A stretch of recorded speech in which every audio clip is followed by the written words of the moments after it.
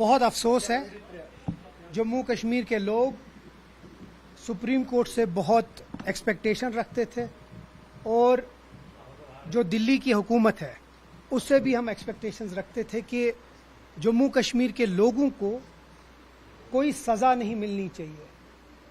अगर पहलगाम अटैक हुआ, आपको याद होगा कि तब स्टेटहुड नहीं था हमारे पास और सीधे सेंटर के हाथ में सब कुछ था।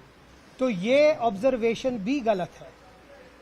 जम्मू कश्मीर के लोगों को किसी चीज़ की सज़ा नहीं देनी चाहिए और बड़े अफसोस से हमें ये कहना पड़ता है कि हम इससे बेहतर एक्सपेक्ट करते थे बोथ ऑनरेबल सुप्रीम कोर्ट से और दिल्ली की हुकूमत से।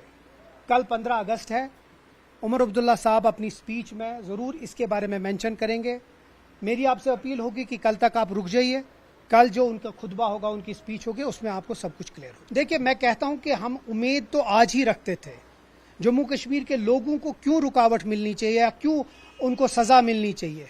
जम्मू कश्मीर के लोगों ने बढ़ चढ़ के वोट में हिस्सा लिया, इलेक्शन में हिस्सा लिया और हमसे वादा किया गया कि जल्द से जल्द हमको स्टेटहुड दिया जाएगा।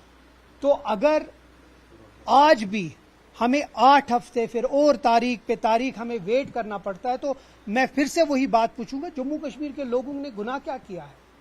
उनने तो जमहूरियत में भरोसा किया, तो उस जमहूरियत में अगर भरोसा किया तो उसका फल भी तो हमको मिलना चाहिए।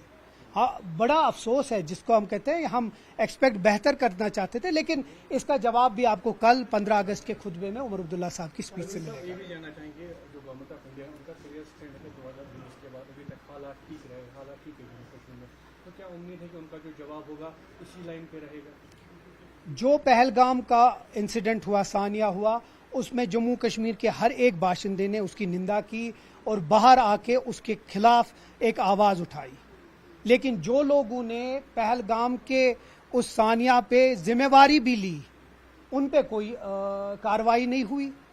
लेकिन आज अगर इनके ऊपर किसी के ऊपर अगर खराबी या जुल्म हो रहा है तो वो जम्मू कश्मीर के लोगों पे हो रहा है।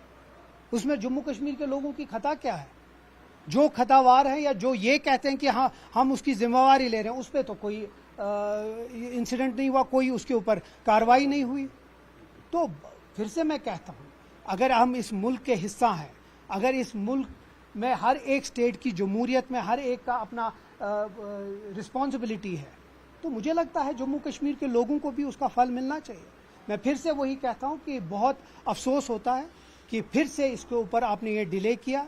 उम्मीद करते हैं, मैं फिर से कहता हूँ, उम्मीद करते हैं कि 15 अगस्त पे इस मुल्क के वज़ीर आज़म इसके ऊपर बात करेंगे, क्योंकि अगर नहीं हुआ तो ये मुझे लगता है जम्मू कश्मीर के लोगों के साथ बहुत नाइंसाफ़ी है। आपको एप्रीहेंशन नहीं लग रहा है कि जो अब ये सब जुडिस मैटर बन गया है, आप गवर्नमेंट के लिए बड़ा एक्सक्यूज है कि इस पे कमेंट करना कि matter is now in the court? मैं तो कहता हूं कि जम्मू कश्मीर के लोगों से न सिर्फ सुप्रीम कोर्ट ने, इस मुल्क के वजीर आजम ने, होम मिनिस्टर ने वादा किया था, अगर उसकी कुछ भी भरपाई करनी है तो कल एक मौका है 15 अगस्त पे, जहां जम्मू कश्मीर के लोगों के उनके हुकूक वापस दिए जाए। तो सर, क्या आपको ये लगता है कि लेफ्टिनेंट गवर्नर या होम मिनिस्ट्री जिनके पास लाइन ऑर्डर है वो संभाल नहीं सकती जम्मू कश्मीर की लाइन ऑर्डर? अगर सुप्रीम कोर्ट जम्मू कश्मीर की आवाम को भुगतना, अगर सुप्रीम कोर्ट की ऑब्जर्वेशन वो है कि उनको हालात देखनी है जो जम्मू कश्मीर की है पहलगाम के बाद, तो फिर मेरा यही सवाल है बहुत मौदबाना कि जब ये पहलगाम का सानिया हुआ वो स्टेटहुड नहीं था हमारे पास,